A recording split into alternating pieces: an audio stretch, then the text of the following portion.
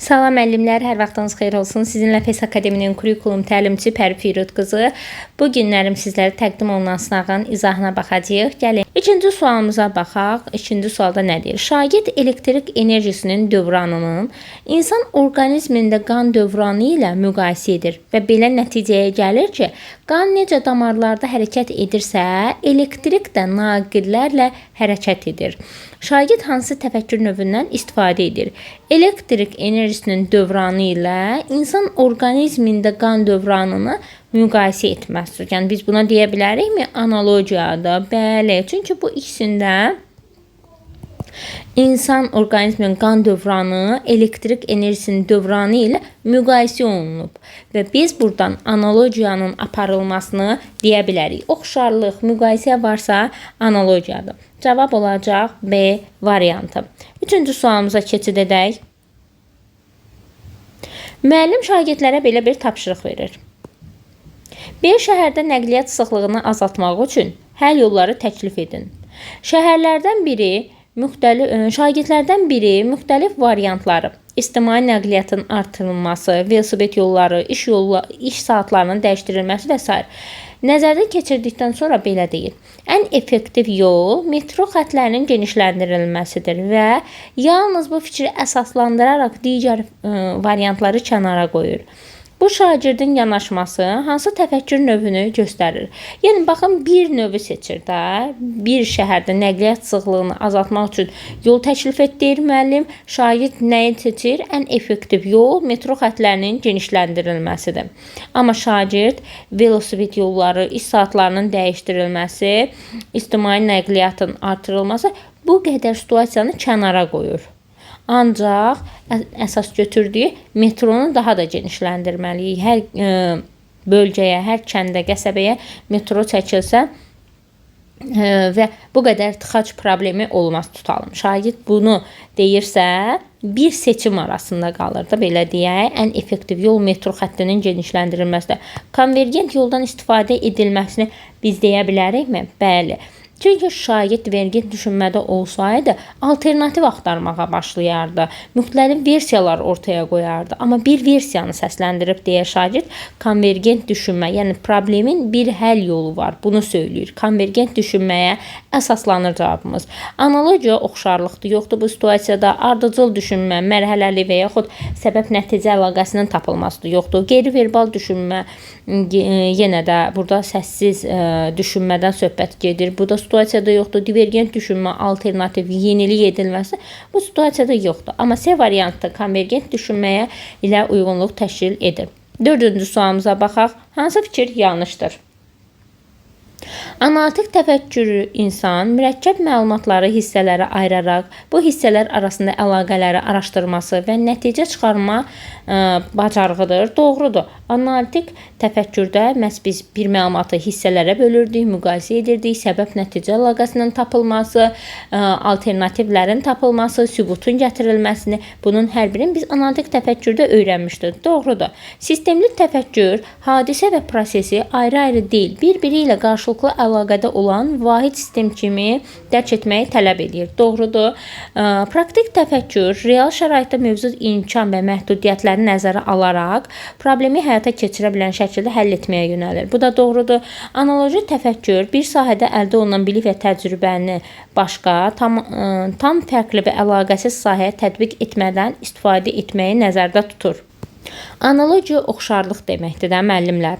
Amma bizdə D variantına nə deyir? Bir sahədə əldə olunan bilik və təcrübəni başqa, tam fərqli və əlaqəsiz sahəyə tətbiq etmədən istifadə etməyi nəzərdə tutur. Yanlış olan budur.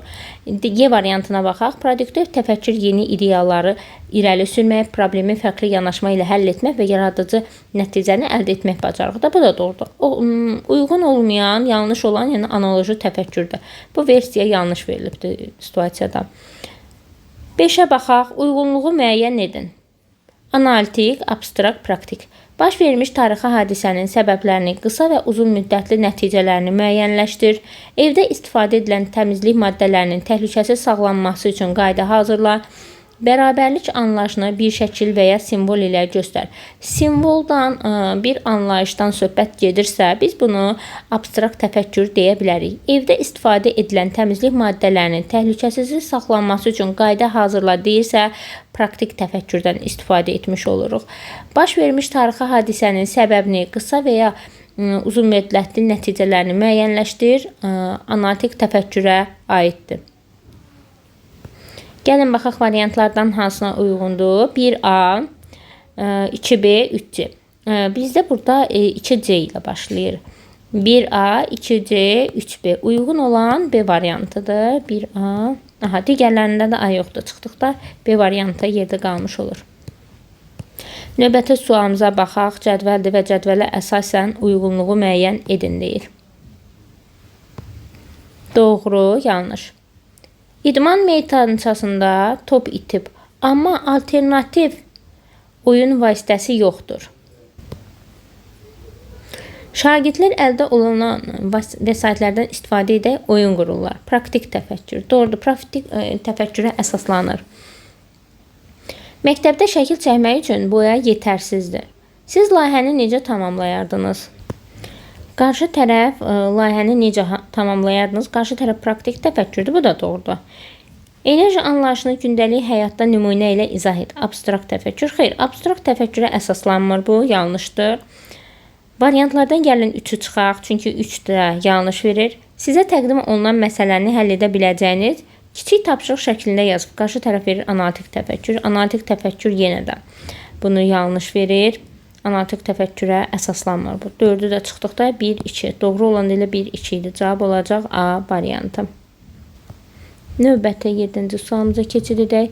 Uyğunsuzluğu istəyir bizdən. Rəqəmsal savadlılıq. Rəqəmsal savadlılıq məlumatların axtarılması, qiymətləndirilməsi, etik istifadəni əhatə edir. Doğrudur. Mədəni məlumatlılıq. Müxtəlif mədəni dəyərləri anlayıb, hörmətlə yanaşmaq və fərqliliklərə uyğun davranma bacarığıdır. Doğrudur. Savadlılıq kompetensiyası. Zəngin söz ehtiyatına sahib olmaq, oxuduğunu səthi şəkildə anlamaq bacarığına əsaslanır. Səthi şəkildə deyir müəllimlər. Yanlışdır. Vətəndaşlıq kompetensiyası. Hüquq və vəzifələri bilib, məsuliyyətli vətəndaşlıq borcunu yerinə yetirmək kimi başa düşülür. Doğrudur. Öyrənməyi, öyrənmə fərdin öz təlim strategiyalarının planlaşdırılması və tənzimlənməsini əhatə edir. Bu da doğrudur. Uyğunsuzluğu biz harada gördük müəllimlər? C variantında. Keçid edək növbəti sualımız 8-ə. 8-ci sual Üzeyir Hacıbəyli və Wolfgang Amadeus Mozart yaradıcılığında musiqinin emosional ifadə xüsusiyyətlərini müqayisə edin. Hansı bəstəkarın əsərlərində misli üslub daha qabarıq hiss olunur? İzah edin. Tapşırığa əsasən inteqrasiya növünü müəyyənləşdirin. Musiqi fənni ilə bağlıdır verilən situasiya və digər biz burada fənni görə bilmirik və fənlər arası deyə bilmərik. Eyni zamanda da real həyatda hər hansı bir tətbiqi də görmürük deyə fən üstü inteqrasiyanı biz burada deyə bilmərik. Variantlardan fən üstü, fənlər arasına çıxaq. Yerdə qalacaq fən daxili inteqrasiya. Sualın cavabı yəni burada müqayisə aparır iki bəstəkar haqqında və fən daxili inteqrasiyaya əsaslanır. Cavab olacaq A variantı. Növbəti sualımıza baxaq. Növbəti sualımız 9-cu sual bizə deyir.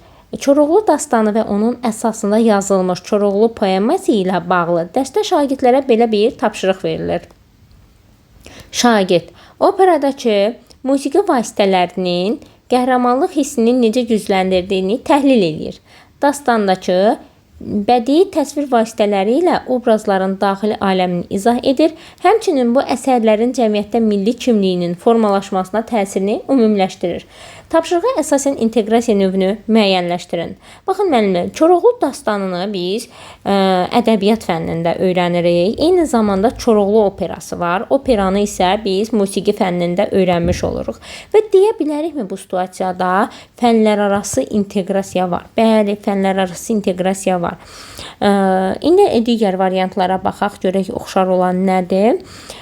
Fən üstü inteqrasiya. Şagird real həyatda hər hansı bir situasiyanı təqdim edirmi? Xeyr. Fənn üstü inteqrasiya yoxdur. Deyəcəksiniz ki, mən burada fənn üstü inteqrasiya yoxdur. Çıxaq. Fənn üstünü çıxdıq. Yalnız fənlər arası götürə bilmərik. Çünki eyni zamanda burada fənn daxili inteqrasiya da var. Çünki müəllim burada